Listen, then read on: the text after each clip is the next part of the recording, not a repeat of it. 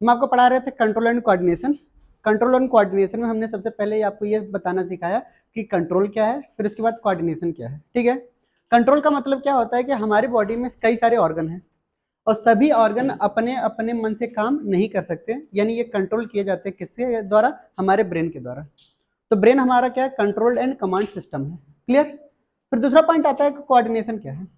जब हमारे बॉडी के अंदर कई सारे ऑर्गन हैं तो कई सारे ऑर्गन एक यूनिट की तरह वर्क करते हैं। किसकी तरह वर्क करते हैं, एक यूनिट की तरह वर्क करते हैं और वो अपना अपना काम तो कर ही रहे हैं, बट अब वो दूसरे के काम को क्या करते हैं, कॉम्प्लीमेंट भी कर रहे हैं। क्लियर, यानी उनको क्या कर रहे हैं, मदद भी कर रहे हैं और साथ साथ में उनको कॉम्प्लीमेंट भी कर रहे हैं, यानी ये उनका क्या है, कोऑर्डिनेशन है। ठीक है, सारे ऑर्गन अपने अपने एक दूसरे से कैसे कोऑर्डिनेट बना करके चल रहे हैं। ठीक है, दूसरा पॉइंट हमने ये कहा कि हमारे पास जो नर्वस सिस्टम होती है, हमारे पास कंट्रोल दो तरीके के होते हैं। एक होता है न्यूरल कंट्रोल, एक होता है केमिकल कंट्रोल। न्यूरल कंट्रोल जो होता है वो बहुत ही फास्ट होता है। क्लियर, बट कैसा होता है, शॉर्ट लिव्ड होता है।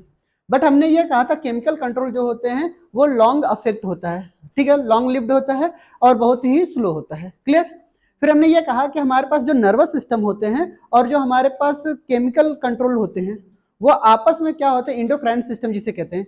न्यूरल सिस्टम और इंडोक्राइन सिस्टम आपस में कोऑर्डिनेटेड मैनर में और इंटीग्रेटेड मैनर में ये अपने आप को वर्क करते हैं। क्लियर। तो इसलिए हमने ये बोला कि आने वाला जो चैप्टर होगा वो आपके लिए क्या होगा, chemical control and it's integration. Integration with किससे, न्यूरल सिस्टम से। क्लियर। फिर हमने ये कहा कि हमारे पास जो नर्वस सिस्टम होते हैं, नर्वस सिस्टम को बनाने के लिए हमारे पास कुछ टिश्यूज ग्रुप बनाती है। ठीक है, और वो जो टिश्यूज होती हैं हमारे पास उसको हम क्या बोलते हैं, न्यूरल टिश्यूज।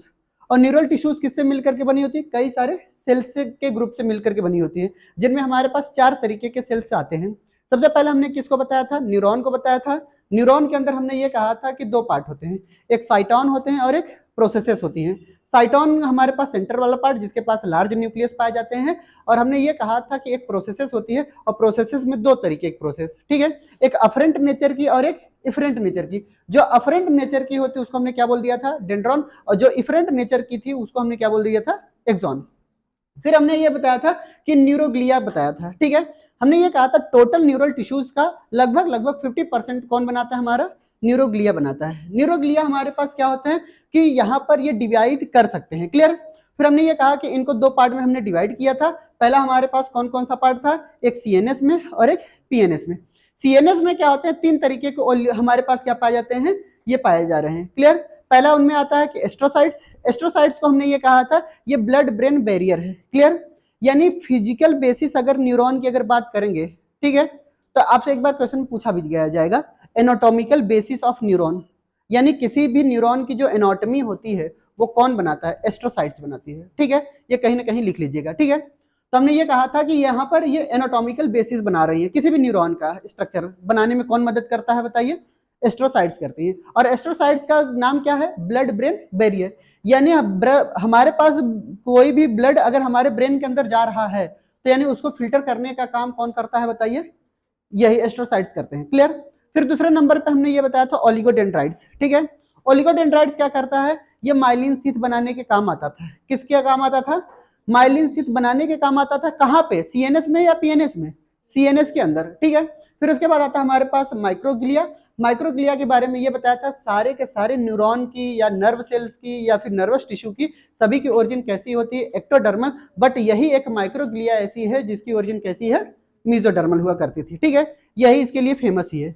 और ये किसकी तरह काम करता है, ये फेगोसिटिक नेचर की होती है, यानी कोई भी अगर फॉरेन पार्टिकल अगर हमारे ब्रेन के अंदर घुसने की कोशिश करता है तो सबसे पहले कौन किल करता है, माइक्रोग्लिया करता है। ठीक है फिर उसके बाद हमने ये बताया था कि हमारे पास पीएनएस के अंदर 2 तरीके के सेल्स फिर हमने बताए थे। एक हमने क्या बताया था, स्वान सेल बताया था, और एक हमने satellite cells. Schwann cells PNS के अंदर माइलिन शीथ बनाती है और ये जो सैटेलाइट सेल्स है वो फाइगोसिटिक नेचर की होती है, यानी ये क्या करते हैं कि किल करने का काम करती हैं। क्लियर। फिर उसके बाद हमने ये कहा था कि neuro secretary sales 3rd number पे आया था। क्लियर। न्यूरो सेक्रेटरी सेल्स क्या होती है कि यानी न्यूरॉन की ऐसी सेल्स जिसका काम सिर्फ और सिर्फ मॉडिफाइड होकर के सिक्रीशन करना हो, हार्मोन का सिक्रीशन। ठीक है, उसका बेस्ट एग्जांपल हमने क्या बताया था, हाइपोथैलेमस। क्लियर, यानी ब्रेन के अंदर जो हाइपोथैलेमस पाए जा रहे हैं न्यूरॉन, वो हमारे पास क्या होते हैं, मॉडिफाइड हो जाते हैं और इनका मेन वर्क क्या होता है, सिक्रीशन करना। क्लियर। सेकेंड पॉइंट आता है हमारे पास इपेंडाइमल सेल्स। इपेंडाइमल सेल्स क्या होते हैं कि ये हमारे पास सीएसएफ के या सिलिएटेड सेल्स होती हैं, ठीक है, इनके अंदर सीलिया प्रेजेंट होती है, ये डिस्ट्रीब्यूट करते रहते हैं हमारे किसको बताइए, पूरे के पूरे सीएसएफ को हमारे सीएनएस के अंदर, पीएनएस के अंदर, ये पूरा का पूरा इक्वली डिस्ट्रीब्यूट करते हैं, क्लियर, और ये मदद भी करते हैं हमारे पास क्या कि ये सीएसएफ बनाने के, क्लियर। ये छोटा छोटा पॉइंट्स हमने बताया था। फिर आज हमने बताया था कि सबसे पहले हम स्ट्रक्चर पढ़ेंगे तो किसका पढ़ेंगे, न्यूरॉन का। न्यूरॉन के स्ट्रक्चर में हम देखते हैं तो न्यूरॉन के अंदर ये स्ट्रक्चर नजर आ रहा है हमें, क्लियर। इस नजर में हम देखेंगे तो सबसे पहले मुझे क्या नजर आता है, डेंड्रॉन नजर आते हैं। डेंड्रॉन कैसा होता है, ये ब्रांच्ड होता है, इनके अंदर कई सारे शाखाएं होती है, ठीक है। डेंड्रॉन कैसा होता है, एक स्मॉल ट्री तरह होता है, ये कैसी होती है बताइए। चलिए एक एक पॉइंट लिखते ही चलते ना। तो सबसे पहली हेडिंग होगी डेंड्रॉन, ऐसे लिखेंगे, हेडिंग डालते हैं स्ट्रक्चर ऑफ न्यूरॉन, और स्ट्रक्चर ऑफ न्यूरॉन में सबसे पहली हेडिंग होगी डेंड्रॉन, क्लियर। एक एक पॉइंट सबके बारे में थोड़ा थोड़ा पॉइंट लिखेंगे।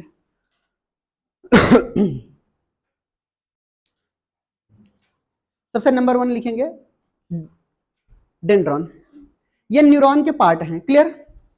चलिए सबसे पहला पॉइंट डेंड्रॉन के बारे में लिखेंगे, स्मॉल ट्री,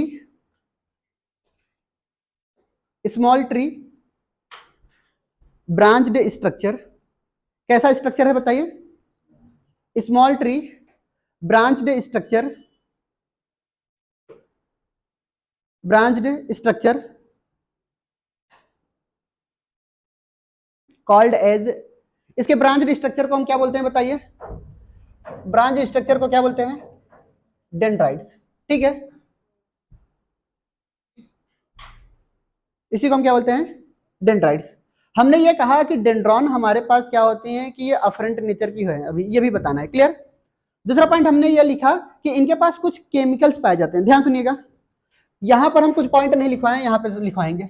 इनके पास क्या पाए जाते हैं, कुछ यहाँ पर केमिकल पाए जा रहे हैं, क्या पाए जा रहे हैं बताइए, इनके पास कुछ केमिकल पाए जा रहे हैं। ये जो केमिकल आपको नजर आ रहे हैं इनको हम बोलते हैं रिसेप्टर, इनको हम क्या बोलते हैं, रिसेप्टर। डेंड्रॉन्स के पास क्या पाए जाते हैं, कुछ रिसेप्टर पाए जाते हैं, और उस रिसेप्टर का नेचर क्या होगा, रिसेप्टर का नेचर, हमेशा ये बात याद रखना है कि किसी भी तरीके का रिसेप्टर हमारे बॉडी में अगर प्रेजेंट है, सभी का नेचर कैसा होगा, प्रोटीन, समझ बात। तो लिखेंगे chemical receptor present on dendron, chemical receptor, chemical receptor present on dendron,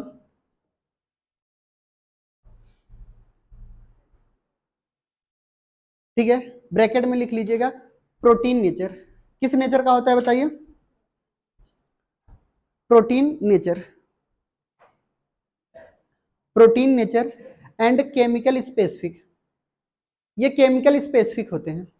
chemical specific का मतलब इधर ध्यान से सुनिएगा, हमारे बॉडी के अंदर जो एक्सॉन टर्मिनल है वो किस तरीके का केमिकल सिक्रीट करता है, न्यूरोट्रांसमीटर, उसके लिए स्पेसिफिक है। जैसे हमने ये कहा कि ये जो न्यूरोट्रांसमीटर का अगर नेचर एक्साइटेटरी नेचर का है, यानी ये एड्रेनलिन होगा, एसिटाइल कोलिन होगा, यानी एक्साइटेटरी केमिकल है ये, क्लियर। अगर यही हमारे पास इनहिबिटरी नेचर का हो गया, इनहिबिटरी नेचर का मतलब क्या है, जैसे गाबा, क्या बोला हमने, गाबा, ठीक है, तो जो गाबा होता है वो इनहिबिटरी नेचर का होता है, क्लियर। तो ये सब के सब कैसे होते हैं, इनहिबिटरी नेचर के होते हैं। तो इनहिबिटरी नेचर के जितने भी होंगे वो केमिकल स्पेसिफिक है, यानी आने वाला जितना भी न्यूरॉन की एक्टिविटी होगी ये किस बात पे डिपेंड करता है कि उसका नेचर क्या है केमिकल का, इसलिए हमने बताया ये केमिकल स्पेसिफिक होती है, क्लियर। चलिए दूसरा पॉइंट लिखेंगे, इन्हीं के अंदर डेंड्रोप्लाज्म प्रेजेंट, डेंड्रोप्लाज्म प्रेजेंट, ये हिल गया है क्या, सही कर दीजिए, तब सही करना जानते हैं कोई, बॉयज में कोई जानता है सही करना, ये कैमरा, कैमरा मैन को बुला दो भैया, फिर पीछे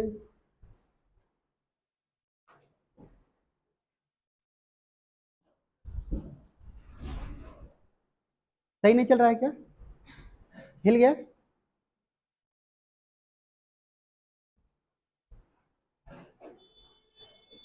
चलिए सुनते रहिएगा, वो सही कर लेंगे अपने हिसाब से, क्लियर। फिर सेकंड पॉइंट आता है हमारे पास, क्या लिखवा ही तो रहे हैं, कौन सा बना रहे हैं, क्लियर। हाँ, डेंड्रोप्लाज्म प्रेजेंट है इनके अंदर, क्लियर। डेंड्रोप्लाज्म के अलावा इनके अंदर क्या प्रेजेंट है बताइए, ये क्या निसेल्स ग्रेन्यूल प्रेजेंट है, तो लिखेंगे Nissl's granule, Nissl's granule, Nissl's granule and neurofibrils, Nissl's granule and neurofibrils are present, Nissl's granule and neurofibrils are present, ये डेंड्रॉन के अंदर। मैक्सिमम जितने भी क्वेश्चन बन रहे हैं वो सारे सारे पॉइंट लिखवा दे रहे हैं आपसे, क्लियर। एक पॉइंट और लिखेंगे, अफरेंट फाइबर, डेंड्रॉन हमेशा कैसे फाइबर होते हैं, अफरेंट फाइबर। चलिए हमें एक बात बताइएगा, अगर मैं आपसे कभी भी जिंदगी में फाइबर टर्म यूज करूं, नर्व फाइबर, तो आप क्या समझेंगे? जब भी कोई भी कहता है कि नर्व फाइबर के अंदर नर्व इंपल्स का कंडक्शन ना, तो यानी नर्व फाइबर का मतलब हमेशा आप क्या समझेंगे? ये बात अंडरस्टूड है कि अगर आपसे कभी भी कोई जिंदगी में नर्व फाइबर बोलेगा तो एक्सॉन समझना है। क्या समझना है? एक्सॉन। समझ में आ रही बात? यानी फाइबर जो टर्म, नर्व फाइबर टर्म जो होती है वो एक्सॉन के लिए ही कहा गया है। समझ में आ रही बात? चलिए दूसरा पॉइंट समझते हैं। अब हमारे पास क्या दूसरा हेडिंग क्या है? डेंड्रॉन हो गया। अब क्या बचा? साइटोन। तो यानी दूसरी हेडिंग क्या होगी हमारे लिए? साइटोन। साइटोन का दूसरा नाम सोमा बॉडी, सोमा बॉडी का दूसरा नाम पेरिकैरियन। ठीक है,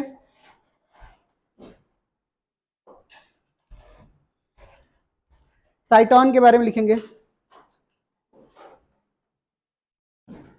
साइटोन के बारे में लिखेंगे इर्रेगुलर शेप्ड, साइटोन के बारे में लिखेंगे इर्रेगुलर शेप्ड। इनका जो शेप्ड होता है वो कैसा होता है बताइए? इर्रेगुलर होता है। कैसा शेप्ड होता है बताइए? इरेगुलर होता है। इरेगुलर का मतलब क्या है कि आपको मैं यहाँ पे थोड़ा बहुत अच्छे से बना करके दिखाया हूँ, बट ऐसा होता नहीं है स्ट्रक्चर। समझ आ रही बात? यानी जितना साफ सुथरा मैंने बनाया है वैसे भी गंदा ही है, क्लियर। यानी फिर भी ये ऐसा एक्चुअल में स्ट्रक्चर है नहीं। इनका जो आपको स्ट्रक्चर दिखाई देता है ये इरेगुलर शेप्ड का होता है, बीच बीच में गैप नजर आने लगेंगे, बीच बीच में इरेगुलर नजर आने लगेंगी, ठीक है। तो इसलिए हमने बोला यहाँ पर ये इरेगुलर शेप्ड का होता है। दूसरा पॉइंट लिखेंगे न्यूरोप्लाज्म प्रेजेंट। इनके साइटोप्लाज्म को क्या बोलते हैं? Neuroplasm. Neuroplasm present, neuroplasm present. Third point लिखेंगे सेंट्रल न्यूक्लियस प्रेजेंट। इनके जो न्यूक्लियस होती है वो कैसे होती है? सेंटर में पाई जाती है, क्लियर। Central nucleus present. एक पॉइंट और, इनके अंदर क्या होता है कि सेंट्रियोल अब्सेंट होती है। कैसी होती है बताइए? सेंट्रियोल जो होती है वो अब्सेंट होती है आफ्टर बर्थ। बर्थ से पहले क्या सेंट्रियोल प्रेजेंट होती है? तो कहेंगे यस, क्लियर। यानी हमारे पास क्या होता है कि इनके अंदर सेंट्रियोल जो होती है वो अब्सेंट होती है आफ्टर बर्थ। घूम गया अपने आप से sir, clear.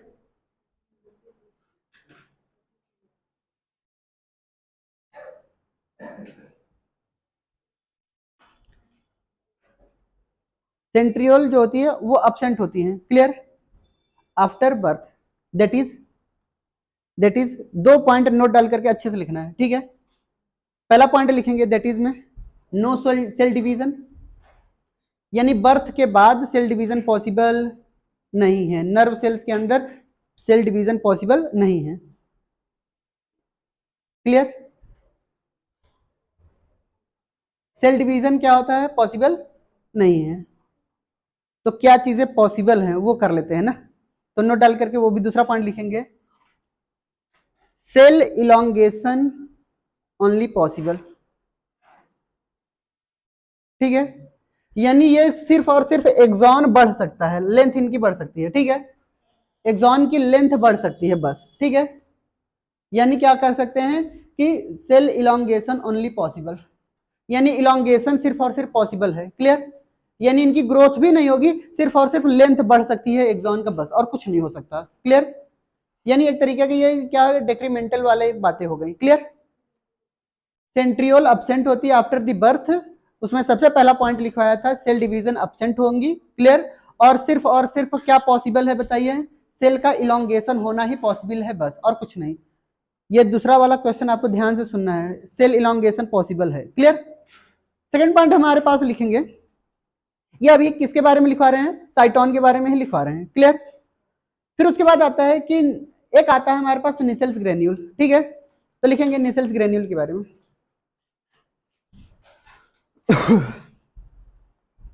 निसेल्स granule third point हमारे पास है स्ट्रक्चर। निसेल्स ग्रेन्यूल कहाँ कहाँ नजर आ रहे हैं हमें, निसेल्स ग्रेन्यूल कहाँ कहाँ नजर आ रहे हैं बताइए, साइटोन में नजर आ रहे हैं, क्या हमारे पास डेंड्रॉन में नजर आ रहे हैं, क्या हमें एक्सॉन में नजर आ रहे हैं, एक्सॉन हाइलॉक में नजर आ रहे हैं, नहीं। समझ आई बात, यानी हमें यही बात याद रखना है कि कहाँ कहाँ अब्सेंट होते हैं, कहाँ कहाँ प्रेजेंट होते हैं। तो सबसे पहले पॉइंट हम ये लिखेंगे निसेल्स ग्रेन्यूल में, मॉडिफाइड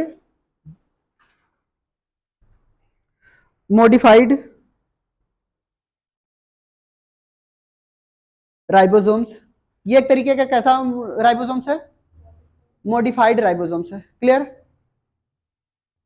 दैट इज सुनेंगे, दैट इज की जगह पे अब क्या लिखेंगे, ध्यान समझेंगे। यहां पे क्या होता है कि ये RER प्लस जो क्लस्टर ऑफ राइबोसोम है,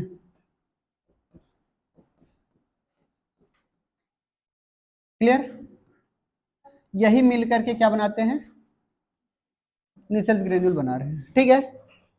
तो ये किसका मॉडिफिकेशन है, हमारे पास दोनों का मॉडिफिकेशन है, ठीक है, रफ इंडोप्लाज्म रेटिकुलम का भी और हमारे पास किसका, राइबोसोम्स का भी, क्लियर। तो लिखेंगे that is RER plus cluster of ribosomes plus cluster of ribosomes,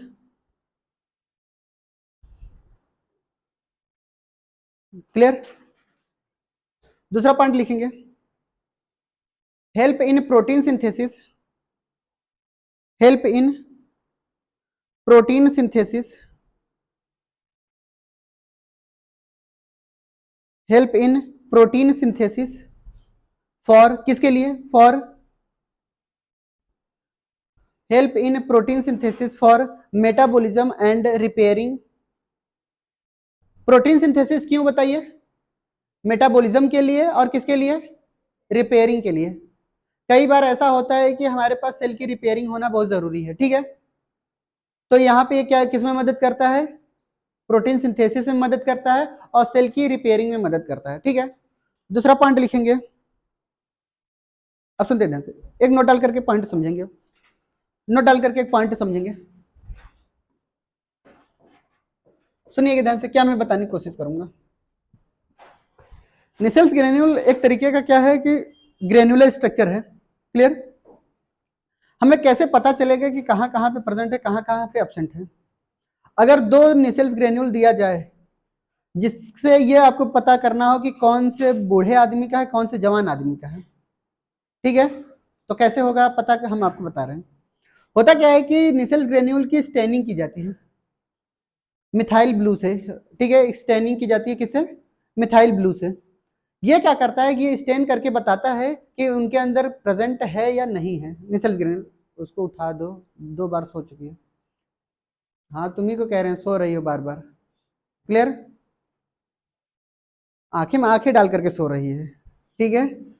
हाँ, देख रही, अचानक अचानक कैसे हो रही है, फिर बहुत जबरदस्ती हमें देखने की कोशिश कर रही है, एकदम आंख फाड़ करके फिर देखी, फिर ऐसे ऐसे करते करते ऐसे हो रही है, ठीक है। गजब का गट्स है इन लोगों के अंदर ना। नजर में नजर मिला करके सोते हैं, ठीक है। दूसरा पॉइंट समझते हैं, हमने ये कहा कि हमारे पास क्या है कि निसेल्स ग्रेन्यूल किससे के द्वारा स्टेनिंग की जाती है बताइए, मिथाइल ब्लू से स्टेनिंग की जाती है।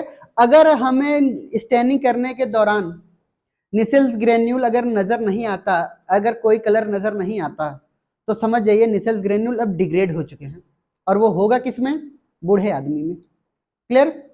और अगर हम मिथाइल ब्लू से स्टेनिंग किए और स्टेनिंग करने से उसको हम बोलते हैं क्रोमेटोलिसिस, उस स्टेनिंग का क्या नाम है, इतना ज्यादा डिटेल में नहीं जाना, हम आपको समझाने की कोशिश कर रहे हैं।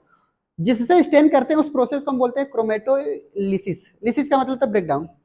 अगर हमारे पास क्या हो, निसेल्स ग्रेन्यूल अगर ब्रेक डाउन हो रहे होते हैं तो कलर प्रोड्यूस ज्यादा नहीं करेंगे। क्रोमा का मतलब होता है कलर। और अगर वो निसेल्स ग्रेन्यूल वाकई में प्रेजेंट होंगे यानी एकदम अच्छे से, तो उनके अंदर कलर प्रोड्यूस हो जाएगा। क्लियर? तो हमें यही बातें याद रखनी है। तो लिखेंगे स्टैंड बाई मिथाइलिन ब्लू। ये किसके द्वारा स्टैंड किया जाता है बताइए? मिथाइलिन ब्लू से, stand by methylene blue. Clear? अब ये नहीं बताने जाएंगे कि आप बुढ़े आदमी का करिए, जवान आदमी का, किसी का भी करिए। क्लियर? अब मैं आपको एक करने का तरीका बता दिया हूं कि अगर वहां पे कलर नहीं नजर आए तो समझ जाइए उनके अंदर निसेल ग्रेन्यूल प्रेजेंट नहीं है, धीरे धीरे ब्रेक डाउन हो रहे हैं, ठीक है, डिग्रेड हो रहे हैं। और अगर निसेल ग्रेन्यूल अगर प्रेजेंट होंगे तो कलर वो प्रोड्यूस जरूर करेगा। ऐसे हमारे प्रोसेस को हम क्या बोलते हैं? क्रोमेटोलिसिस। उस प्रोसेस को हम क्या बोलते हैं बताइए? हाँ, क्रोमेटोलिसिस। क्लियर? बट इतना ज्यादा डिटेल में आपसे पूछा नहीं जाएगा। क्लियर? चलिए सेकंड पॉइंट हम लिखेंगे आपके कहां कहां पे प्रेजेंट होते हैं? तो Nissl's granule present only dendron and cyton. सिर्फ और सिर्फ कहां पे प्रेजेंट है बताइए? ये निसेल्स ग्रेन्यूल सिर्फ और सिर्फ कहां पे प्रेजेंट है? डेंड्रॉन और साइटोन में ही प्रेजेंट है। सिर्फ और सिर्फ डेंड्रॉन और साइटोन में ही प्रेजेंट है। डेंड्रॉन और साइटोन में ही प्रेजेंट है। क्लियर? यानी हमने यहां कहीं पे भी एक्सॉन में और एक्सॉन हाइलॉग में भी नहीं बनाया निसेल्स ग्रेन्यूल। समझ में आ रही बात? अरे बोलिए। हाँ, सेकंड पॉइंट लिखते हैं हमारे पास क्या है। अब नेक्स्ट क्या आता है? एक्सॉन। चलिए एक्सॉन हेडिंग डालते हैं।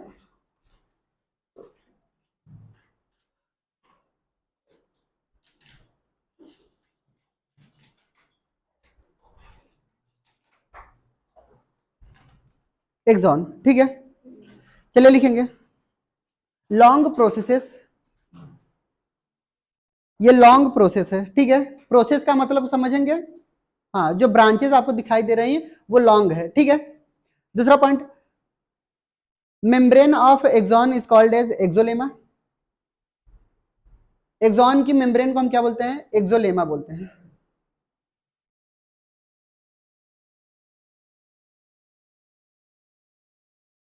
एक्सोलेमा बोलते हैं, ठीक है।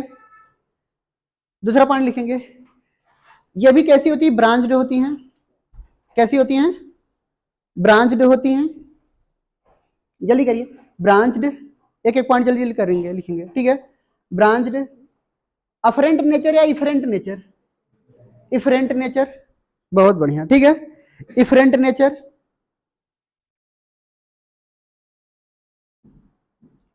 Longest nerve fibre. Longest nerve fibre, समझ आई बात? यानी अगर हम बात करते हैं नर्व फाइबर की तो हम किसके लिए टर्म यूज करते हैं नर्व फाइबर? एक्सॉन के लिए। डेंड्रॉन के लिए मैं टर्म यूज नहीं करता नर्व फाइबर। समझ आ रही बात? तो ये लॉन्गेस्ट होती है और इसको हम क्या बोलते हैं? नर्व फाइबर भी बोलते हैं। दूसरा पॉइंट लिखेंगे, मेनली माइटोकॉन्ड्रिया प्रेजेंट। ज्यादातर क्या प्रेजेंट होते हैं इनके अंदर बताइए? माइटोकॉन्ड्रिया प्रेजेंट होती हैं।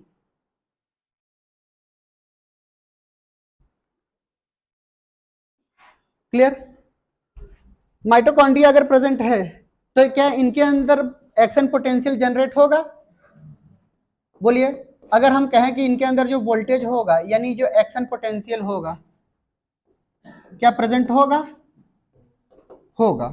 क्लियर? तो इनके अंदर एक्शन पोटेंशियल क्या होता है? प्रेजेंट होता है। बट हमें यह याद रखना है कि एक्सॉन हाइलॉग से थोड़ा सा कम। क्लियर?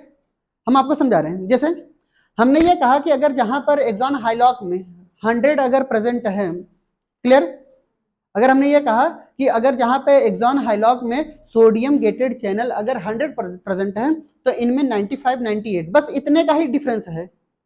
अब ये मत समझ लीजिएगा कि सर आप तो एक्सॉन हाइलॉग में सबसे ज्यादा बोले थे तो क्या एक्सॉन में बहुत कम होंगे? क्या नहीं, फर्क सिर्फ और सिर्फ कितने का है? 3-4 वोल्टेज का ही फर्क होता है। क्लियर? ज्यादा डिफरेंस नहीं है। कभी भी आपसे केवल क्वेश्चन पूछा जाएगा सबसे ज्यादा कहां पे पाया जाता है, तब आपको क्या मारना है? एक्सॉन हाइलॉग मारना है। क्लियर? बाकी और कहीं पे भी नहीं ये लिखा गया है कि एक्सॉन हाइलॉग में सबसे ज्यादा सबसे कम, यहाँ पे नहीं। डिफरेंस सिर्फ और सिर्फ कितना होता है बताइए? 2-3 वोल्टेज का होता है, उतना ज्यादा तो निगलेक्ट कर लिया जाता है। क्लियर? हम लोग इग्नोर मार करके चलते हैं कि सभी में बराबर होते हैं। सबसे अच्छी खास बात यही है न्यूरॉन की, नर्व फाइबर के अंदर जो भी नर्व इंपल्स का कंडक्शन होता है वो एक जैसा होता है। अब हमेशा ये नहीं कि कहीं पे ज्यादा वोल्टेज हो गया कहीं पे कम हो गया, नहीं तो बीच बीच में झटके लगते रहेंगे हमें। समझ आ रही बात? ऐसे बैठे बैठे अचानक झटका लगा, ऐसे हिल गए। समझ रहे हैं? तो यानी क्या है कि इनके अंदर जो कॉन्टिन्यूअस होती है, कंटिन्यूटी होती है नर्व इंपल्स का, वो एक जैसा ही रहेगा हर जगह। ठीक है? एक समान डिस्ट्रीब्यूशन होता है सभी सोडियम आयन चैनल का। समझ रहे हैं बात हमारी? अगर ये अनइक्वल हो गया तो अचानक बैठे बैठे एकदम शांत हो जाएंगे, फिर अचानक एक्साइटेड ऐसे खड़े हो जाएंगे। क्लियर? तो एक्साइटेड होते रहते हैं, तो इसीलिए हम लोग कहते हैं कि एक जैसा ही डिस्ट्रीब्यूशन होता है इनका। क्लियर? नेक्स्ट पॉइंट लिखेंगे हमारे पास एक्सॉन हाइलॉक। नेक्स्ट हेडिंग है हमारे पास एक्सॉन हाइलॉक। जितनी भी बातें लिखवाई हैं एक्सॉन हाइलॉक में उतनी ही बातें फिर से लिख लेते हैं। ठीक है? Part of cyton from which axon arise, ये साइटोन का पार्ट है। क्लियर? कई बार बार बार हम आपसे हाथ जोड़ करके विनती कर रहे हैं कि एक्सॉन हाइलॉक साइटोन में प्रेजेंट होता है। ठीक है? कभी भी ये गलती मत करना कि एक्सॉन हाइलॉक को एक्सॉन में लेकर के चले जाना। समझ आ रही बात?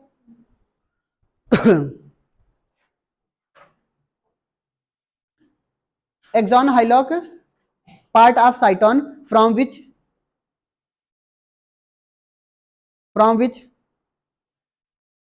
Axon arises.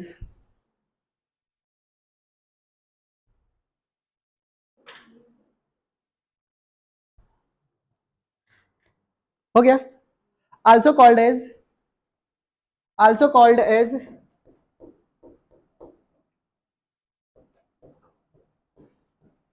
Trigger zone. इसका दूसरा नाम क्या है, या इसी का एक नाम और है, spike of initiation.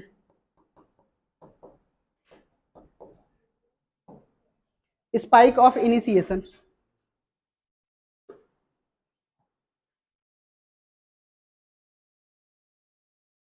Spike of initiation zone. ठीक है? जोन लिख लीजिएगा।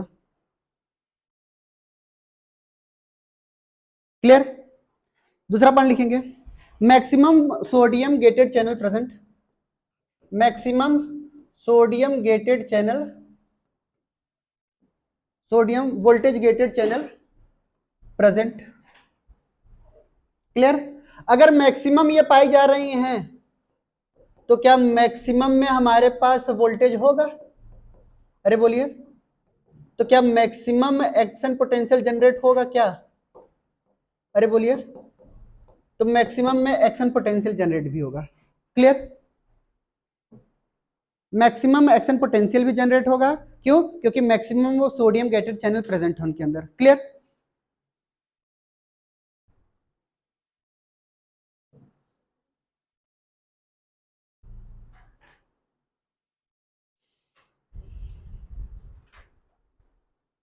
हो गया? चलिए एक हेडिंग डालते हैं,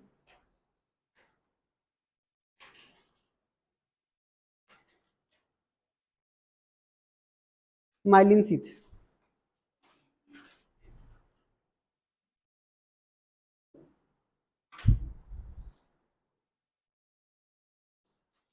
माइलिन शीथ हेडिंग हो गया हमारे पास myelin sheath. A type of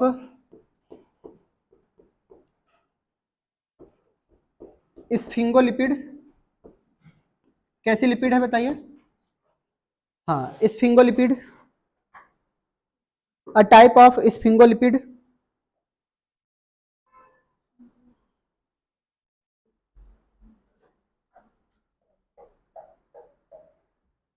clear, which covers the axolemma. ये एक्सोलेमा को क्या करती है? कवर करती है। क्लियर? दूसरा पॉइंट लिखेंगे on the basis of myelin sheath neuron is two type. Myelin sheath के बेसिस पे न्यूरॉन को हम कितने पार्ट में डिवाइड किए हैं? 2 पार्ट में डिवाइड किए हैं। On the basis of myelin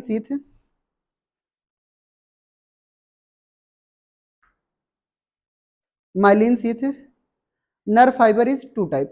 ठीक है, नर्व फाइबर किसके लिए टर्म यूज होता है? बस बहुत बढ़िया, यही बात याद रखना है, या ब्रैकेट में लिख सकते हैं एक्सॉन। ठीक है, on the basis of myelin sheath nerve fibre is two type. Clear? Two type, ध्यान सुनिएगा। जो हमारे पास नर्व फाइबर होते हैं दो तरीके के होते हैं। एक हमारे पास क्या होता है, एक होता है माइलिनेटेड, और एक हमारे पास क्या होता है, नॉन माइलिनेटेड। एक होता है हमारे पास माइलिनेटेड नर्व फाइबर, और एक हमारे पास होता है non myelinated nerve fibre. Clear? इधर ध्यान से देखिएगा, ये हमारे पास क्या है, साइटोन, ये हमारे पास क्या है, साइटोन, ये हमारे पास क्या है, एक्सॉन, ये हमारे पास एक्सॉन। क्लियर? इनके अंदर माइलिन शीथ यहाँ पर प्रेजेंट होंगे, इनके अंदर माइलिन शीथ यहाँ पे प्रेजेंट होंगे, इनके अंदर माइलिन शीथ यहाँ पे प्रेजेंट होंगे। क्लियर? इनके अंदर क्या प्रेजेंट है बताइए, माइलिन शीथ है। क्लियर? यहां पर हमारे पास क्या है, साइटोन, ये हमारे पास साइटोन, ये हमारे पास साइटोन के अंदर डेंड्रॉन, ये हमारे पास क्या है, एक्सॉन, ये हमारे पास एक्सॉन। इनके अंदर माइलिन शीथ प्रेजेंट है, इनके अंदर माइलिन शीथ प्रेजेंट है, माइलिन शीथ प्रेजेंट है, माइलिन शीथ प्रेजेंट है। क्या दोनों में फर्क नजर आ रहा है? अरे बोलिए। हाँ, फर्क आ रहा है। ठीक है, एक में रैपिंग की गई है, एक में रैपिंग की नहीं गई है। समझ आई बात? यानी क्या है कि हमारे पास हमने बताया था वैक्स तो गिर रहे हैं, बट एक कवर कर रहे हैं, एक कवर नहीं कर रहे हैं। अगर इस पेन पे अगर हमें क्या करना होगा, रैपिंग करनी होगी, तो अगर मैं इस पे वैक्स पे कराऊंगा, कॉन्सेंट्रिक रिंग बनती है, लगभग 99 से लेकर के 199 रैपिंग होती है, याद नहीं रखना। क्लियर? 99 से लेकर के 199 में रैपिंग होती है, कॉन्सेंट्रिक रिंग बनती है। अगर हम इसकी रैपिंग कर रहे हैं कॉन्सेंट्रिक रिंग, क्या जरूरी है कि एग्जैक्ट वैल्यू इसी पे गिरेगी हमारी? नहीं, हो सकता है इसके आगे पीछे भी गिर जाएगी, ये आगे पीछे वाली है, समझ आई बात? और ये एग्जैक्ट वाली है। क्लियर? यानी माइलिन शीथ बनते तो नर्व फाइबर के अंदर ही हैं, बट ये होता है कोई कोई नर्व फाइबर के अंदर रैपिंग हो जाती, किसी किसी के ऊपर नहीं हो पाती, जिसके ऊपर हो गई, या और ये दोनों हमारी बॉडी में ही पाए जा रहे हैं। सरप्राइज की बात है। अब अगर आपसे ये पूछा जाएगा कि हमारे अंदर कौन पाई जाती है, दोनों पाई जाती हैं। क्लियर? फर्क ये है कि ये किसमें मदद करती है, हमारे पास नर्व इंपल्स के कंडक्शन में, फास्ट कंडक्शन के लिए मदद करती हैं, और 99% जो मेमोरी स्टोरेज होती है किसमें मदद करती हैं, नॉन माइलिनेटेड वाली करती हैं। दोनों हमारे लिए इंपॉर्टेंट है। क्लियर? यानी अगर हमारी बॉडी के अंदर क्या होता है कि माइलिन शीथ बन रही है तब भी अच्छा है, और नहीं भी बन रही है फिर भी ठीक है। क्लियर? ऐसा होता क्या है, चलिए हम आपको एकदम बेसिक चीज बताते हैं, जो आपके सिलेबस तो नहीं है, बट आपको तभी समझ में आएगा। सुनिए ध्यान से, जब हम पैदा हो रहे होते हैं, क्लियर, पैदा होने के दौरान हमारी बॉडी में एक हार्मोन होता है थायरॉक्सिन। क्या होता है? थायरॉक्सिन। आपको अच्छे समझ में आएगा, ये आपको इंडोक्राइन में भी और अच्छे समझ में आएगा। ठीक है, इंडोक्राइनोलॉजी सबसे बेस्ट टॉपिक है, ठीक है, खासकर शुभम सर का, तो उसमें डिटेल में लेकर के जाते हैं हम। सारे के सारे हार्मोन्स आपके क्लास 11th के और 12th के हम उसी में पढ़ा देंगे। जिंदगी में जो भी आएगा आपके हार्मोन, और जो आ चुका है चला गया है उसको भी, ठीक है, सारे हार्मोन्स यहीं पे जिक्र करेंगे। इंडोक्राइन में थोड़ा लंबा प्रोसेस होता है, जाएगा, लेकिन सबका सब 4 क्वेश्चन मिनिमम पूछे जाते हैं हर साल। 3 से तो कम पूछे ही नहीं जाएंगे उस चैप्टर से, इंडोक्राइन से। कभी कभी 4, और पिछली बार तो 5 पूछ लिए। ठीक है, तो बहुत ही इंपॉर्टेंट टॉपिक होता है वो हमारा। तो सुनते ध्यान से, हमने ये कहा कि हमारे पास जब हम पैदा हो रहे होते हैं तो हमारे मदर्स के अंदर, ठीक है, मदर के अंदर एक थायरॉक्सिन हार्मोन होता है। जब वो स्टिमुलेट होता है तो माइलिन शीथ बनाने के लिए वो इसको प्रेरित करता है, स्टिमुलेट करता है, ट्रिगर जोन याद आ रही होगी। ठीक है, तो यानी क्या है कि थायरॉक्सिन हार्मोन जब रिलीज होगा तो बच्चे के अंदर जब भी जाता है तो वो बच्चे के अंदर क्या करता है, माइलिन शीथ बनाने के प्रोसेस को स्टार्ट कराता है। माइलिन शीथ बन रही है, बन रही है, बन रही है। कई बार ऐसा होता है कि 9 महीने कम पड़ जाते हैं उस माइलिन शीथ को पूरा बनाने के लिए। तो कुदरत क्या करता है कि हमारे कुछ न्यूरॉन्स के अंदर माइलिन दे देता है और कुछ न्यूरॉन के अंदर माइलिन नहीं दे पाता। इसीलिए हमारी बॉडी के अंदर माइलिनेटेड और नॉन माइलिनेटेड नर्व फाइबर दोनों पाए जाते हैं। क्लियर? उससे रिलेटेड एक क्वेश्चन अब आपसे पूछेंगे, सुनिए ध्यान से। आपको याद होगा कि कभी एक बीमारी पढ़ी गई थी क्रेटिनिज्म, नाम सुना होगा, नाम सुने हो? क्रेटिनिज्म एक बच्चे का डिसऑर्डर है, ठीक है। इस बच्चे में क्या होता है, ध्यान सुनिएगा। ये एक तरीके का ऐसा बीमारी है, ठीक है। आपको आएगा शायद पेज नंबर 371 पे, क्लियर, या फिर बहुत पुरानी होगी वो, उस पर हम देख लेंगे, ठीक है। ये तो अभी तो पेज नंबर 2 क्या है, 317 है ना। हाँ, सुनते ध्यान से। उस समय सप्लीमेंट में दिया गया था क्रेटिनिज्म, अभी तो नहीं। क्लियर? सप्लीमेंट तो अब गायब ही हो गया ना, अब तो हमें लग रहा है कि 250-350 पेज भी नहीं बचे एनसीईआरटी में। क्लियर? तो उस दौरान क्या था, क्रेटिनिज्म में हमारे पास एक तरीके का ऐसा बीमारी थी, जब हम आपको थायराइड ग्लैंड पढ़ाते थे। कौन सी ग्लैंड? थायराइड ग्लैंड पढ़ाते थे। तो थायराइड ग्लैंड में हमारे पास एक डिसऑर्डर होता था, ऑप्थेल्मिक गॉइटर। क्लियर? उसमें एक बीमारी आपको पढ़ाई गई थी क्रेटिनिज्म की। थायराइड ग्लैंड जब भी पढ़ेंगे वहां पे आप देखेंगे क्रेटिनिज्म में। उसमें बीमारी में क्या होता है कि जो बच्चे की डेवलपमेंट हो रही होती है वो सही से डेवलपमेंट नहीं हो पाती जब कोई भी माँ अपने बच्चे को थायरोक्सिन हार्मोन, उस माँ के अंदर थायरोक्सिन हार्मोन की कमी हो जाती है। माँ के अंदर क्या हुआ, थायरोक्सिन हार्मोन की कमी, इफेक्ट किसके अंदर दिखा? बच्चे के अंदर दिखा। बच्चा मेंटली रिटायर्ड हो जाता है। मेंटली रिटायर्ड क्यों हुआ? क्योंकि माइलिन शीथ नहीं सही से बनी, ठीक है। यानी माइलिन शीथ अगर सही से नहीं बनी तो मेमोरी कम होगी या फिर कंडक्शन स्लो होगा? कंडक्शन स्लो होगा, यानी उसका सारा प्रोसेस एकदम स्लो होगा। उठेगा भी एकदम आराम आराम से, चलेगा भी एकदम आराम आराम से, आलसी, ठीक है। और जब थायराइड या थायरोक्सिन हार्मोन की कमी अगर किसी माँ के अंदर होती है, वो सिम्टम्स जल्दी नजर नहीं आते हमें माँ के अंदर। ऐसा क्यों नजर नहीं आते, मैं आपको बता रहा हूँ। जैसे जब कोई भी थायरोक्सिन हार्मोन की कमी होती है तो सबसे पहला सिम्टम्स होता है बाल झड़ना। वो तो स्वाभाविक सी बात है, हमारे तुम्हारे झड़ जा रहे हैं तो माँ के कौन से? समझ आ रही बात? यानी बाल तो स्वाभाविक, आज के जमाने में बाल तो स्वाभाविक से सबके झड़ रहे हैं, तो उसमें कैसे पता चलेगा थायरोक्सिन की कमी से झड़ रहे हैं? पहली बात तो वो नहीं पता चल पाती। ये बीमारी क्यों हो रही है वो मैं बता रहा हूँ। दूसरा बीमारी ये होता है कि वहां पर मेटाबॉलिक रिएक्शन बहुत स्लो हो जाता है। अब ये बैठे बैठे तुम लोग सो रहे हो तो हम क्या माने, थायरोक्सिन कमी है? नहीं ना। यानी ये स्वाभाविक सी बात है कि हमें ये नहीं पता चल जाता कि बेचारी के अंदर क्या है। अब कोई बेचारा यहाँ पे सो गया, हम सोचेंगे क्या कि थायरोक्सिन की कमी हो गई? नहीं। यानी यही प्रॉब्लम है, हम समझ नहीं पाते कि किस चीज की कमी हो रही है। क्लियर? दूसरा पॉइंट आता है कि थायरोक्सिन की कमी होने से, ठीक है, मेमोरी वगैरह लॉस होती है। अब मेमोरी लॉस तो वैसे भी आज की कल की पता है, पूछे नहीं जा रहे हैं तो मेमोरी क्या बताएं, तो हम समझ जाएंगे इनकी थायरोक्सिन की कमी है? नहीं। यानी कल की बात आज भूल जा रहे हो तो हमें डायरेक्ट बोल दे क्या तुम्हारे अंदर थायरोक्सिन की कमी है? नहीं। यानी ये तीन चीजें ऐसी सिम्टम्स हैं जो हमें जनरल बातों में ही नजर आती है, वो हार्मोन की कमी से भी तो नजर आ सकती हैं, इसलिए हम ज्यादा कंपेयर नहीं कर पाते, ठीक है। इसलिए यही बीमारी हमें अपने बच्चों में देखने को मिल जाती है। क्लियर? तो इसलिए कहा जाता है कि अगर कोई भी माँ बनने वाला है तो उसमें थायरोक्सिन कमी अगर अच्छे से करनी है तो आयोडीन की कमी नहीं होनी चाहिए उस माँ को।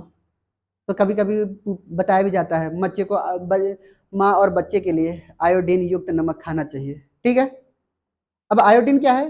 थायरोक्सिन हार्मोन बनाने के लिए आयोडीन का होना बहुत जरूरी है। ट्राई आयोडो थायरोनिन जो होती है वही थायरोक्सिन बनाती है और यही मेटाबॉलिज्म में मदद कर रही है। क्लियर? तो यही आपसे रिलेट किया जाता है ये बीमारी। अब समझ आ गई? अब हम बात करेंगे माइलिन शीथ जब बनाने वाले होंगे तब थायरोक्सिन हार्मोन की जरूर आएगी याद, ठीक है। तो यहाँ पे क्या है कि ये माइलिनेटेड और ये नॉन माइलिनेटेड नर्व फाइबर की बात हम कर रहे थे। क्लियर? अब माइलिनेटेड और नॉन माइलिनेटेड किस बेसिस पे बोला? माइलिन शीथ बन रही है नहीं बन रही है। क्लियर? चलिए दो दो पॉइंट कंपेयर करके लिखना है इनके बारे में ना, जल्दी करिए।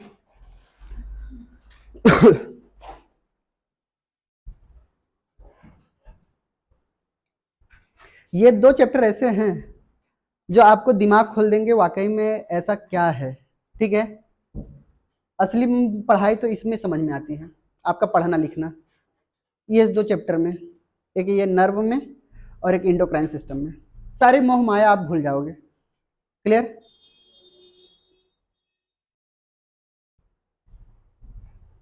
डिफरेंस लिखो है, चलिए लिखेंगे। इनमें लिखेंगे also called as white nerve fibre. White nerve fibre क्यों बोला? क्योंकि माइलिन इनका कैसा कलर है? व्हाइट कलर का है, ठीक है, इसलिए व्हाइटी सा अपीयरेंस दे देते हैं। Also called as white nerve fibre, also called as white nerve fibre.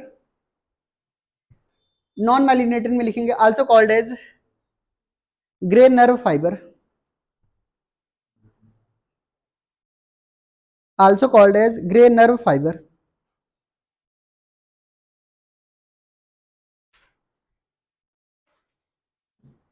Clear? दूसरा पॉइंट लिखेंगे नर्व फाइबर इन्वॉल्व्ड बाई, ठीक है, नर्व फाइबर इन्वॉल्व्ड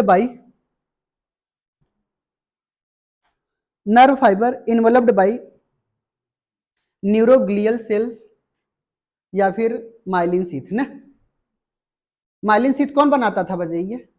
ओलिगोडेंड्राइट्स ही तो बनाती थी न्यूरोग्लिया की सेल्स, ठीक है, तो न्यूरोग्लियल सेल ही लिखा है हमने। मैं न्यूरोग्लिया क्यों बोला? मुझे ये नहीं मालूम कि ये नर्व फाइबर कहाँ का है, सीएनएस का है या सीएनएस का है। अगर मैं बोलता ये नर्व फाइबर सीएनएस का है तो ये क्या बोला जाता? ये किसके द्वारा? ओलिगोडेंड्राइट्स। और अगर ये पीएनएस का होता तो स्वान सेल। ये कंफ्यूजन होता है, समझ आई बात है? इनमें लिखेंगे नॉन माइलिनेटेड में nerve fibre enclosed by, envelope और इनक्लोज्ड का मतलब समझ में आता है? चलिए हम बताते हैं इनवलप्ड और इनक्लोज्ड का मतलब। ध्यान सुनिएगा, ये हम खड़े हुए हैं, ठीक है, अब ये हम खड़े हुए हैं, हमारे पास क्या है कि ये पूरे के पूरे एक इंसान है, ये हमें क्या कर लिया है? कवर कर लिया है। ये है इनवलप्ड, ये क्या है? इनवलप्ड।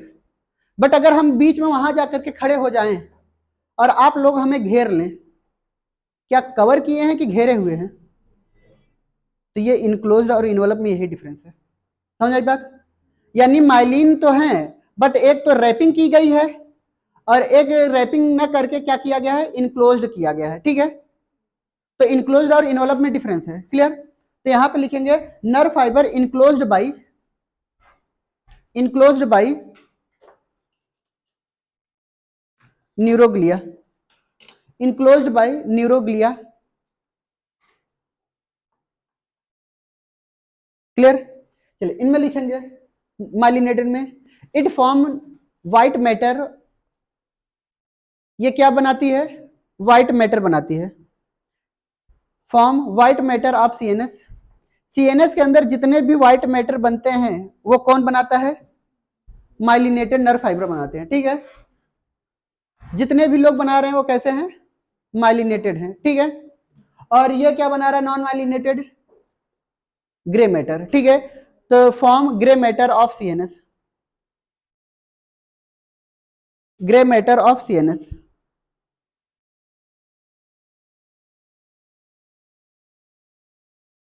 हो गया? चलिए एक हेडिंग डालते हैं।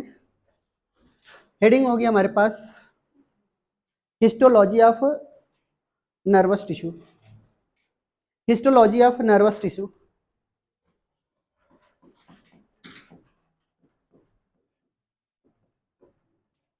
हिस्टोलॉजी ऑफ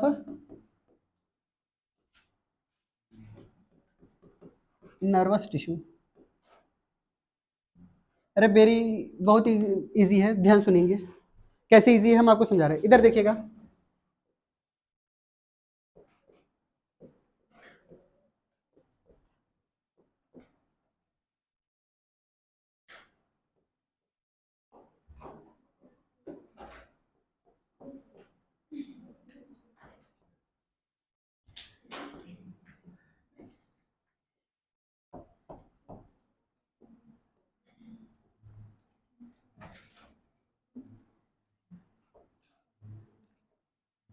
सुन दे ध्यान से, ये हमने 5 न्यूरॉन लिए।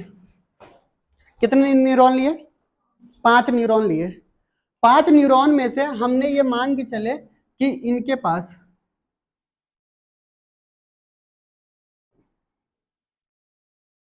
इनके पास इनके पास इनके पास ये क्या पाए गए, ये क्या पाए गए, माइलिन शीथ पाई गई। यानी माइलिन शीथ इनके पास प्रेजेंट है, इनके पास क्या प्रेजेंट है, माइलिन शीथ प्रेजेंट है। क्लियर। इनको छोड़ करके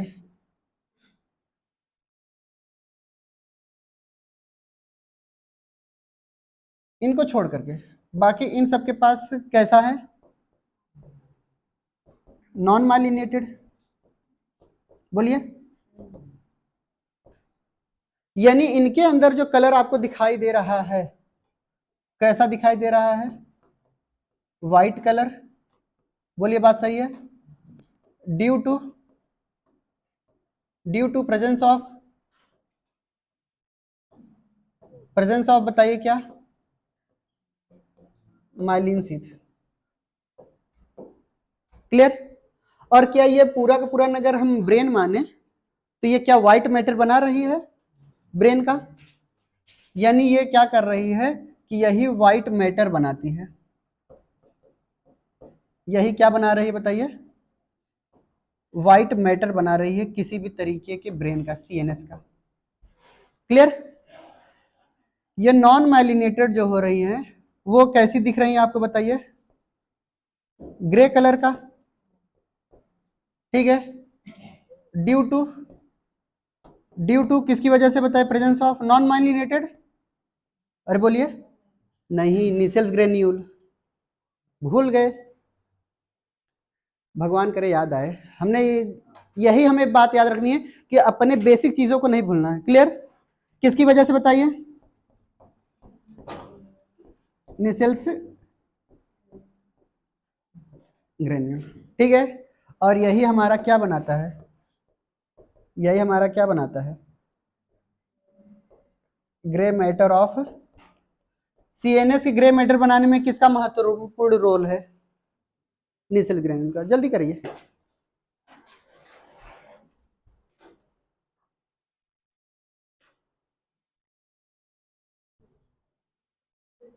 क्लियर। सुनिए, आपके एनसीईआरटी ने माइलिन के जगह पे, ठीक है, ओपेक लिखा है। क्या लिखा है, ओपेक। ठीक है। ये वर्ड एनसीईआरटी का है, ओपेक। क्लियर। वो आप देख लीजिएगा।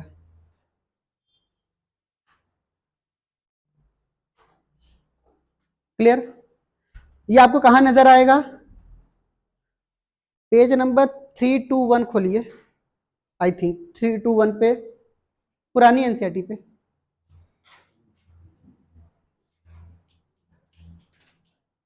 पता नहीं 321 ही है क्या, पहला ग्राफ देखिएगा 321 का, 321 पे पहला पैराग्राफ देखिए, वही दिया है।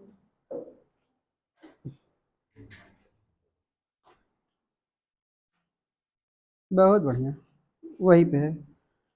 हाँ भाई, इज्जत बच गई ना।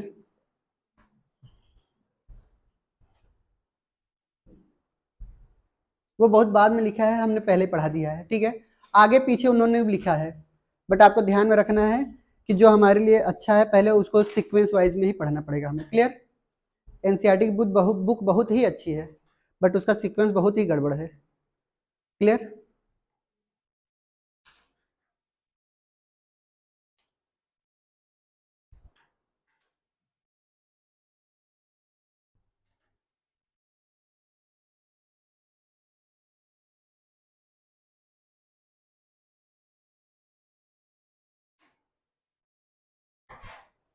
हो गया। अब सुनेंगे, यहाँ पे क्या हो रहा है कि जो मैक्सिमम मेमोरी स्टोरेज है, क्या बोला, जो मैक्सिमम मेमोरी स्टोरेज है, स्टोरेज लगभग लगभग कितना, 90 से लेकर के 95% जो मेमोरी स्टोर होती है किसकी वजह से हो रही है, ग्रे मैटर की वजह से। ठीक है। Is due to non myelinated sheath. ठीक है। हमारे बॉडी के अंदर जो नॉन माइलिनेटेड नर्व फाइबर होते हैं, उन्हीं की वजह से हमारे पास मैक्सिमम मेमोरी स्टोरेज है। क्लियर? समझ में आ गई बात?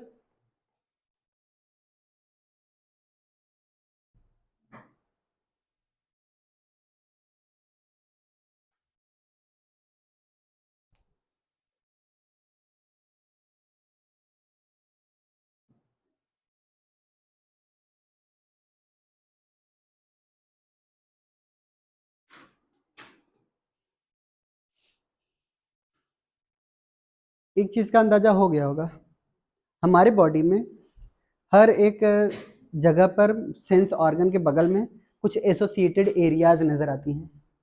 क्या नजर आती हैं? एसोसिएटेड एरिया नजर आती है। और एसोसिएटेड एरियाज में सबसे ज्यादा क्या पाई जाती हैं? यही पाई जाती हैं, ग्रे मैटर पाई जाती हैं। क्लियर?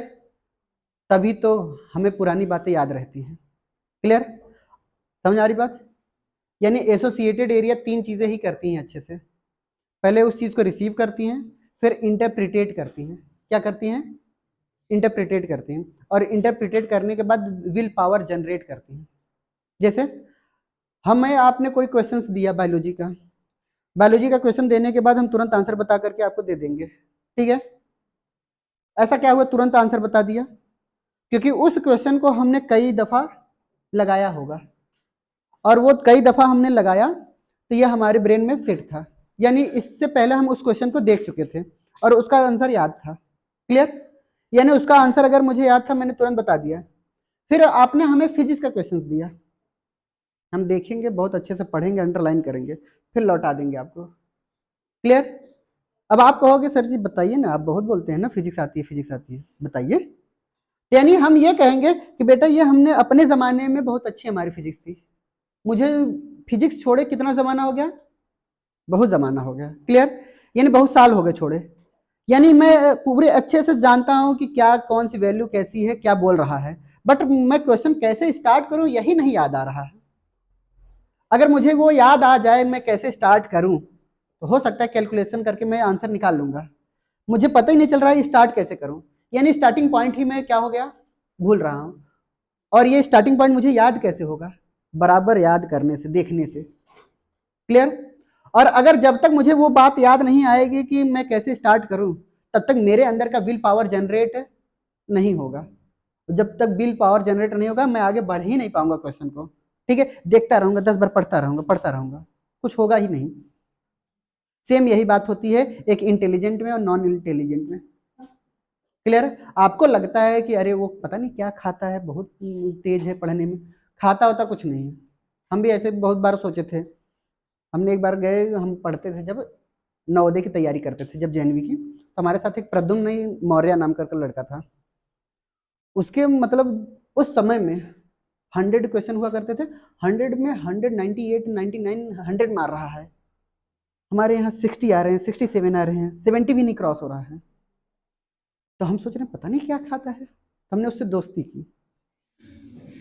हाँ, फिर हमने उससे दोस्ती की, हमने कहा कि यार देखिए कैसे होता है। तो हम उसके घर गए, हमने कहा कि चलिए देखिए क्या खाता है, माइंड में पता नहीं क्या था उस समय। क्लियर?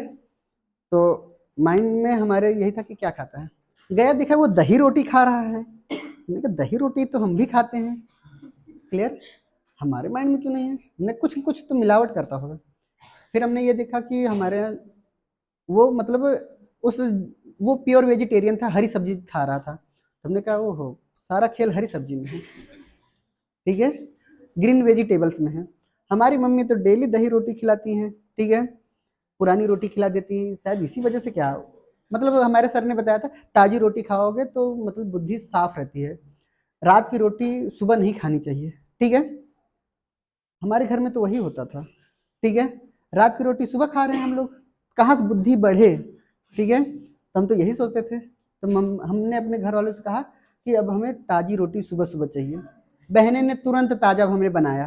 ठीक है? तुरंत पीटा, कह रहा है कि सुबह 6 बजे कोई उठ करके रोटी बनाएगा। हमने कहा ये भी सही बात है। ठीक है? तो हम भी छोड़ दिए। फिर बाद में रियलाइज हुआ, धीरे धीरे धीरे धीरे, अब 11th में पहुंचे, 12th में पहुंचे, तभी रियलाइज नहीं हो पाया इंसान पढ़ने में तेज कैसे होता है। पढ़ने में तेज कैसे होता है, तो हमने बाद में हमें पता चला जब नीट की तैयारी करने लगे, हमने कहा ओहो एसोसिएटेड एरिया ही सब कुछ है। यानी हमारी बॉडी में क्या होता है, एसोसिएटेड एरिया ही जितना ज़्यादा डेवलप्ड होगा उतना ही ज़्यादा हम इंटरप्रिटेट कर पाएंगे और उतना ही ज़्यादा हम अपनी विल पावर को जनरेट कर पाएंगे। अब वही क्वेश्चन 90 क्वेश्चन आपको दिया जाएगा, कोई बच्चा 1 घंटे में कर लेता है, कोई बच्चा 1.5 घंटे में कर रहा है। पढ़ने में दोनों लोग बराबर अच्छे हैं, बट दोनों लोगों का क्वेश्चन आंसर सही होगा, बट कोई बहुत जल्दी क्वेश्चन को कर ले रहा है, कोई बहुत ही बाद में कर ले रहा है। सिर्फ और सिर्फ फर्क किसका है, विल पावर का।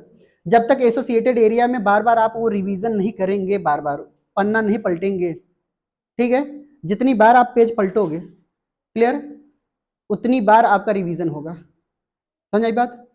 तो यही मेन मुद्दा आपको यही बताया जाता है कि आपको डेली पढ़ना है। यानी आपको अगर बॉडी फ्लूइड एंड सर्कुलेशन का अगर आपसे मैं पूछूं, आपके जुबान पे अभी भी होना चाहिए। यानी अब ये जो टॉपिक चल रहा है न्यूरल कंट्रोल एंड कोऑर्डिनेशन का, फिर भी ऐसा नहीं है कि आपको न्यूरल कंट्रोल एंड कोऑर्डिनेशन ही पढ़ना है। पुरानी चीज़ें भी जो 4 चैप्टर खत्म हो गए हैं वो भी हमें पढ़ना है। अब तो उसे खोले कई ज़माना हो गया होगा, हमें लग रहा है पेज को। बॉडी फ्लूइड एंड सर्कुलेशन पढ़े कितना दिन हो गया, याद ही नहीं आ रहा है कितना दिन हो गया। यही मैं बता रहा हूँ कि एक पढ़ने वाले और न पढ़ने वाले में यही फ़र्क है। क्लियर। हमें कोई भी चीज़ क्यों याद है उतना ज़्यादा, फ़र्क इतना ही है। पहली बात तो हमारा स्पेशलाइजेशन हो गया, हमें ज़्यादा चीज़ें पढ़नी नहीं है, हमें फिजिक्स केमिस्ट्री भी तो नहीं पढ़नी। क्लियर। इसलिए क्या है कि हमारा पूरा जोर किस पे है, बायो पे। मैं यहाँ पे क्या पढ़ा रहा हूँ, neural control and coordination. 11th में मैं पढ़ा रहा हूँ प्लांट किंगडम। 12th में पढ़ा रहा हूँ कि प्लांट फिजियोलॉजी, यानी हम जेनेटिक्स पढ़ा रहे हैं। 9th-10th में कभी चले गए तो सेल पढ़ा दिया, कहीं चले गए तो कुछ और पढ़ा दिया। क्लियर। यानी चारों दिशाओं में हम अलग अलग चीज़ पढ़ा रहे हैं, तो जाहिर सी बात है अलग अलग चीज़ें हमें याद होंगी एक साथ। ठीक है। अब क्या है कि सभी पॉइंट एक जगह पे आती हैं, तो सारे पॉइंट को हमें याद रखना, स्टोर करना ही रखना होगा। यही एसोसिएटेड एरियाज का ही मेन काम होता है। आप हमें कोई भी एक बात बताइए, आप आज तक एक बार फील करिएगा अपने हिसाब से, मैं आपको कोई एक ऐसी डिश का नाम बताऊं जो आपने कभी नहीं खाई हो, आपके मुंह में कभी भी पानी नहीं आएगा। बोली बात सही है। यानी आप अपने यहाँ का लोकल डिश अगर हमारे सामने चिल्ला चिल्ला करके लार टपका के भी बोलेंगे कि सर बहुत टेस्टी है, ये है वो है, एक बार खा करके देखिए, मेरे मुंह में पानी ही नहीं गया। क्यों? क्योंकि आज तक मैंने उसको कभी भी एक्सपीरियंस नहीं किया है। बट एक बार अगर आपने हमसे कहा कि सर चलिए आज आपको चिकन बिरयानी खिलाते हैं, मोमोज खिलाते हैं, हो सकता है कि उसको अगर मैं खाया हूँ तो मुंह में पानी आया होगा। बोली बात सही है। यानी क्या है, सब किसका बात है, एसोसिएटेड एरिया का। यानी अगर हम पहले एक बार अगर मोमोज या फिर चिकन बिरयानी खा लिए होंगे आपके यहाँ का, तो फिर हम कहेंगे चलो पढ़ाई लिखाई तो होती रहेगी, पहले चलो खा के आते हैं। क्लियर। यानी यह है इंटरप्रिटेशन और हमारे विल पावर। ठीक है, एसोसिएटेड एरिया यही याद करने की कोशिश करते हैं, और जितना ज्यादा एसोसिएटेड एरिया हीट होगी, ठीक है, उतना ही ज्यादा क्या होगा, short term memory long term memory में कन्वर्ट हो जाएगी। क्लियर। कई बार ऐसा होता है कि हमारे पास बहुत सारे ऐसे दोस्त होते हैं जो बिछड़ जाते हैं, फिर भी यादें उनकी ताजा रहती हैं, जो बचपन के दोस्त होते हैं आज भी याद है हमें। ठीक है, सभी के नाम, सभी के काम, सभी के कर्म कांड सब याद हैं। क्यों? क्योंकि इतना ज्यादा समय बिताया है, वो लॉन्ग टर्म मेमोरी में कन्वर्ट हो गया हमारे। क्लियर। भुलाया नहीं भूल रहा है, हमेशा बचपन की कुछ यादें ऐसी होंगी जो हमें हमेशा आज तक याद होंगी। ठीक है। वो ऐसा क्या हुआ, वो माइंड में बार बार हमारे क्या कर रहा था, हिट कर रहा था। एसोसिएटेड एरिया बहुत ज्यादा डेवलप हो गई। जिस व्यक्ति का जितना ज्यादा एसोसिएटेड एरिया होगा डेवलप, वो उतना ही ज्यादा इंटेलिजेंट होगा और वो उतना ही ज्यादा उसकी विल पावर होगी। ये बात याद रख लीजिए। समझ आई बात। कोई भी पढ़ने में न तेज है न ज्यादा कमजोर है। क्लियर। कई सारे हमारे पास एक्सपीरियंस ऐसे भी आए हुए हैं कि फर्स्ट टेस्ट में टेस्ट और सेकंड टेस्ट में पूरा का पूरा फर्स्ट रैंक लेकर के आए हैं, लास्ट में जाते जाते नीचे से फर्स्ट रैंक लेके आ रहे हैं। सब खेल किसका है, जितने जितना ज्यादा अपना एसोसिएटेड एरिया डेवलप्ड कर दिया, वो उतना ही ज्यादा इंटेलिजेंट हो गया। पढ़ने में कोई कमजोर नहीं, कोई तेज नहीं। क्लियर। जो जितना ज्यादा मेहनत करेगा, जितना ज्यादा रिवाइज करेगा, जितने ज्यादा पेजों को पलटेगा, उतना ही ज्यादा आएगा।